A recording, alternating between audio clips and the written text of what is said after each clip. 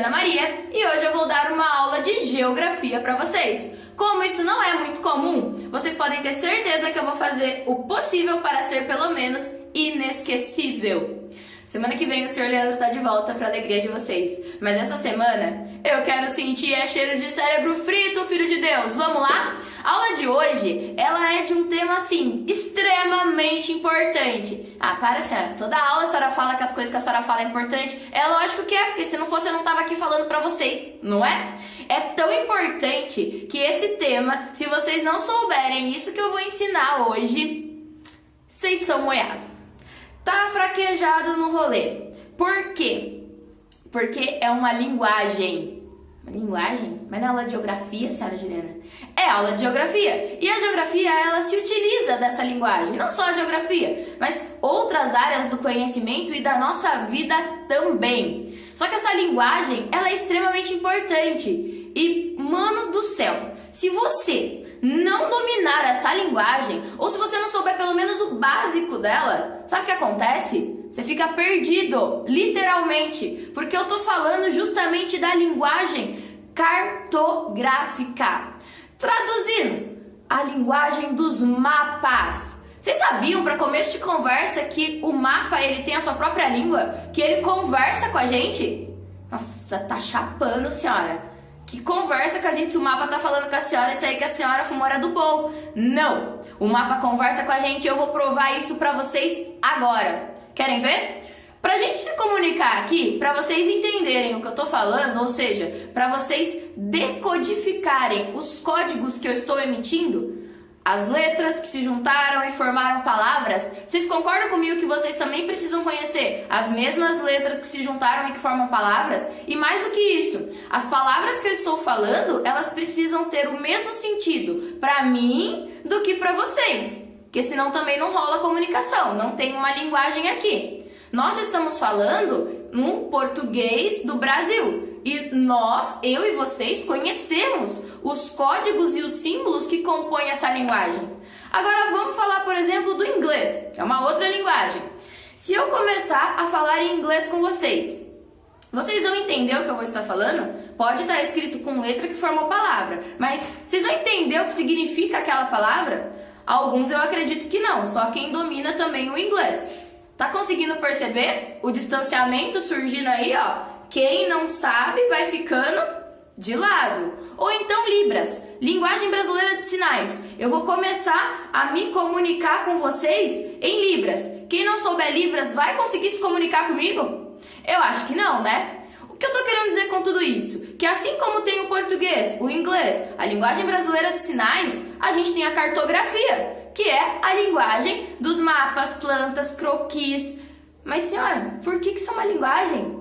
Simples, porque a linguagem ela é composta de códigos e símbolos. E adivinha? A cartografia também. Só que esses códigos e símbolos que a cartografia ela é composta são códigos e símbolos que são ensinados na linguagem cartográfica.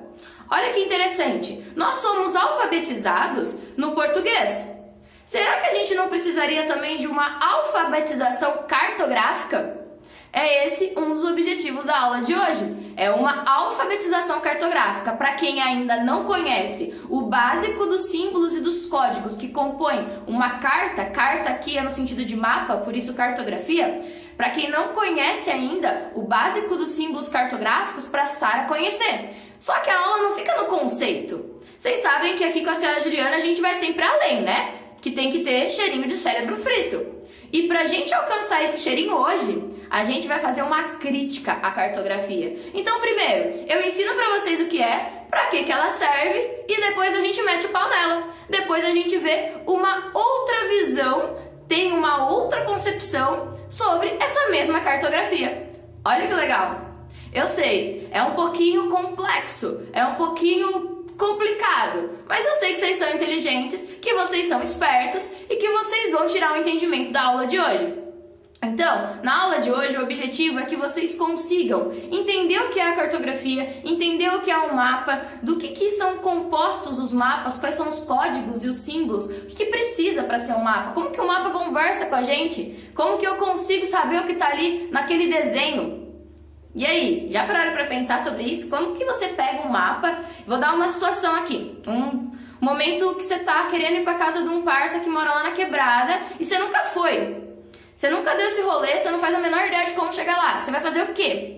Você vai abrir seu celular, vai colocar lá no Google Maps, não tô ganhando merchan para falar o nome da marca, vai abrir lá o seu GPS, né? E aí no seu GPS você vai colocar o lugar que você quer ir e ele vai te dar o quê para você chegar lá? Um mapa. Exatamente. Agora, e se você não sabe? Se você não sabe ler esse mapa? Se você não sabe entender o que tá ali? Você vai chegar lá como? Ah, você vai pedir informação, né? É claro. Mas e aí se a pessoa que te dá a informação tá mal intencionada? Já pararam para pensar? Lembra que eu comentei agora há pouco que a cartografia é uma forma de poder? Que você pode entender? Então, se você pode entender, tem um poder aí. Quem entende a linguagem cartográfica possui um poder muito grande. E justamente por ser uma forma, um instrumento de poder, que nós vamos fazer uma crítica à cartografia por meio de uma nova cartografia que está surgindo nos últimos 50 anos, mais ou menos, no Brasil nos últimos 20 anos, que é a cartografia social. Para a gente atingir os objetivos da aula de hoje, eu tenho 2 vídeos, além dessa explicação prévia aqui, para vocês ingressarem no universo dessa linguagem cartográfica. O primeiro vídeo, ele é um vídeo do IBGE, que é o Instituto Brasileiro de Geografia e Estatística, explicando como se faz um mapa. Então, como que as pessoas pegam um espaço real, vamos supor, aí a Fundação Casa, e transforma esse espaço real num mapa. Será que é só fazer um desenho? Ah, eu lembro lá como que é, eu vou desenhar aqui. Será que isso já é um mapa? Então, o vídeo do IBGE, ele vai explicar para vocês como que se faz um mapa. Depois de um vídeo institucional, oficial, porque o IBGE é um órgão oficial, explicando como se faz um mapa, a gente vai ver um vídeo lindo, maravilhoso, e que vai justamente colocar o cérebro para fritar, porque vai entrar em choque, vai ser uma contradição com esse último vídeo do IBGE, que é um vídeo sobre cartografia social. Nesse vídeo vocês vão ver o que é a cartografia social e como ela é feita. E eu já vou dar um spoiler aqui que vocês sabem que eu não consigo me segurar muito, que eu conto mesmo, falo mesmo. É lindo, porque vocês vão ver mapas sendo construídos por populações tradicionais, ou seja, populações que vão utilizar o poder de representar o espaço onde elas mesmas vivem. E isso é incrível, porque esse poder, quando ele é feito pela população do lugar especificamente, não é dado por um órgão institucional, ou para uma empresa, ou para outra pessoa. Esse poder está ali na mão das pessoas que moram naquele lugar, de representar aquele lugar. E isso é extremamente importante, porque como instrumento de poder também é uma arma para lutar contra situações de opressão. Vou dar um exemplo. Vamos supor que você mora numa área de proteção ambiental, uma APA. Sei lá, você mora lá em Salto, lá em Tatuí, onde tem uma nascente perto. Só que você mora numa comunidade tradicional ali. Tem uma galera lá que mora com você, da sua família mesmo, ou que tá lá mocota, desde as antigas. E essa comunidade não tá no mapa. Ela não aparece, digamos assim, quando você joga no Maps, quando você entra no Google. Ela não aparece nos mapas oficiais. O que vai acontecer quando uma empresa ou o próprio governo quiser construir, por exemplo, uma hidrelétrica ou quiser abrir uma madeireira bem ali naquele lugar?